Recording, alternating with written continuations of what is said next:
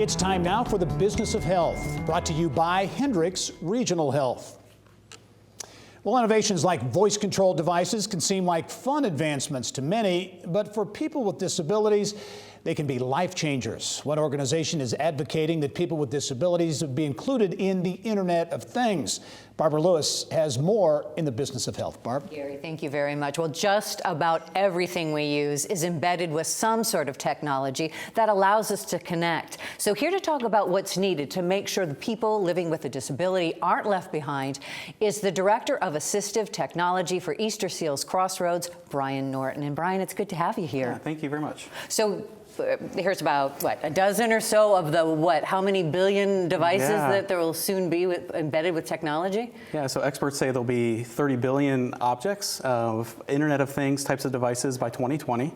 And, you know, you think about the Internet of Things, you think about big business, manufacturing, logistics, those types of things. But I really arguably think it can make a huge impact in the lives of folks with disabilities. Okay, and so how do you use for people with disabilities, how do you use technology to help them? Sure, so Easterseals Crossroads has been around for 80 years, doing all sorts of things for folks with disabilities. So to make sure that they are more independent no matter what they're doing. That could be at work, at school, at home, or at play.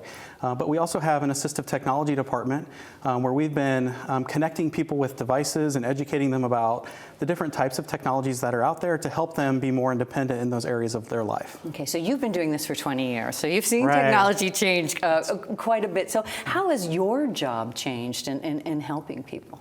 Yeah, well, you know, technology has become more user-friendly, more intuitive, easier to use. And so when I first started, it took a long time to help people get set up. Technology was a lot more expensive.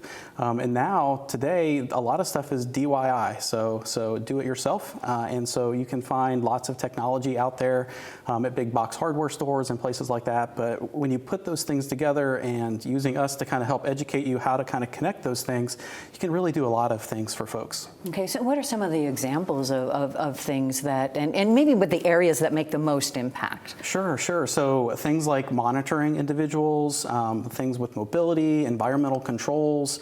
There's just a whole lot of technology out there to help with folks. And so when you think about folks maybe who are deaf or hard of hearing, things in your home like fire alarms, smoke detectors, other kinds of things now send alerts to your smartphone. So instead of having a difficult time hearing something, now you're getting an alert that lets you know something's going on. Health and safety is a big impact there. Medically, when you think about all of the different things like activity trackers and smartwatches and healthcare devices now that are internet and app connected for individuals, you're providing real-time information back to your healthcare professionals so that they can then better help individuals know what to do and provide better care for folks. So okay, so a lot of medical conditions can be helped. What you're saying with hearing, I would guess people with visual impairment also. Right. Yeah. So like if you think about visual impairment, indoor navigation, there are things called IBeam modules which you can place in and around a building to help folks as they navigate through a building, bring up alerts about where they are in the building, what they're next to, and help people navigate indoor, not just outdoors.